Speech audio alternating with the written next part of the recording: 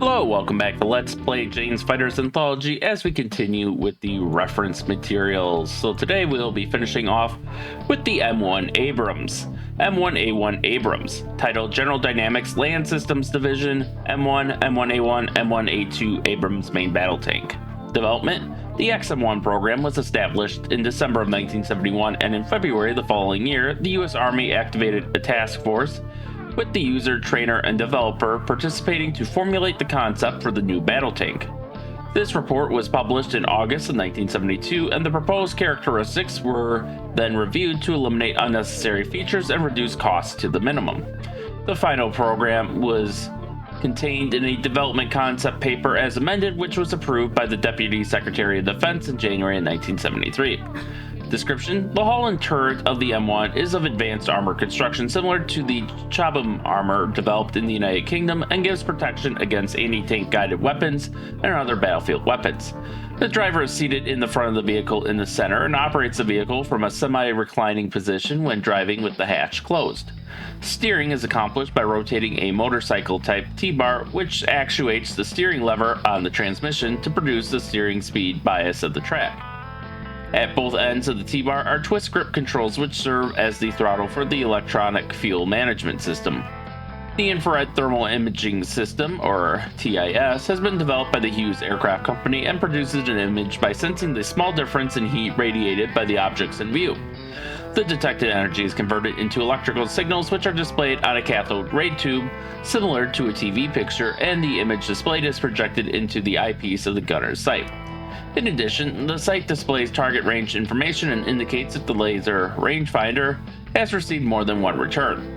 The operator can select a first or last return mode for lasing the target before firing.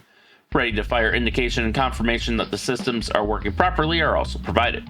Title: M1A1 MBT. Description: the first production M1A1 was completed in August 1985, and of the anticipated U.S. Army buy of 8,064 tanks, 4,796 are M1A1s. In addition to the improved armor of the improved M1 MBT, the M1A1 has the 120mm Rheinmetall smoothbore gun and an integrated MBC system. The MBC system provides the crew with conditioned air for breathing and also supplies cooling or heating for the crew as required while they are wearing their protective suits and face masks. Specifications: data in square brackets relate to M1A1 were different. Crew of 4. Combat weight 54,545 kilograms or 57,154 kilograms for the M1A1.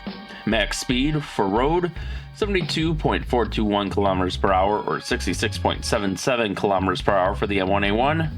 Cross country speed 48.3 kilometers per hour on a 10% gradient, 32.2 kilometers per hour for the M1 and 27.51 kilometers per hour for the M1A1. On a 60% gradient, 7.2 kilometers per hour for the M1 and 6.59 kilometers per hour for the M1A1. Acceleration from 0 to 32 kilometers per hour, 7 seconds for the M1 or 6.8 seconds for the M1A1. Engine: Textron Lycoming AGT 1500 gas turbine developing 1500 horsepower at 30,000 RPM. Armament: main, one 105mm gun for the M1 or 120mm gun for the M1A1. Coaxial, one 7.62mm machine gun. Anti-aircraft or commander, one 12.7mm machine gun. Anti-aircraft loader, they're saying commander's anti-aircraft gun is one 12.7mm machine gun, and the loader's anti-aircraft gun is one 7.62mm machine gun.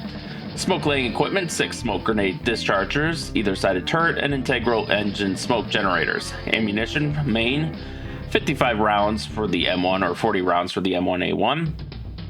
For the 12.7mm, they carry 1,000 rounds, and they carry 11,400 rounds for the M1 or 12,400 rounds for the M1A1 of 7.62mm ammo. 24 smoke grenades are also carried, and the armor is classified. And curiously enough, for a non-aircraft in this game, we have a parts list and other screens. So we see here, this is just more just to cut away the tank, so you can see the driver, the gunner, the loader, the commander, and some of the internals like the gas turbine engine. And we have a view of the cockpit, as it were. So we have the commander's independent thermal viewer, the Okay, this is really hard to read for me. See radio. I can't read the top one. I'm sure I'd be able to read it once it's blown up into 4K, but remember, I'm recording this at the native resolution of 640 by 480. This one I do recognize as Turret Electronics Unit, or TEU. Radio Interface Unit, RIU. Fire Control Electronics Unit, FSCU. Commander's Integrated Display, CID. Gunner's Control and Display Panel. Improved Commander's Control Handle, Hull Turret Position Sensor, and improved Gunner's Control Handle.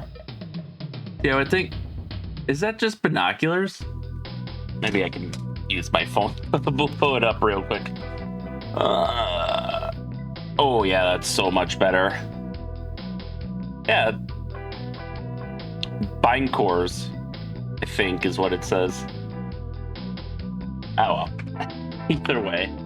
And you can kind of see the quote-unquote cockpit of the tank, which is actually really neat. I appreciate that they did this. And again, I'm surprised because, you know, the focus of this game is aircraft. And back in the day, this would have, you know, it wouldn't have been a ton of space, but, you know, to include like the parts list photo and the cockpit photos. But it is still space that could have been devoted to something else. So I respect them for doing that. And now we can see some black and white stock images of the M1 or M1A1. And then here we have the 3D view in kind of a deserty color scheme here, which they've unfortunately been wearing for like 30 years now.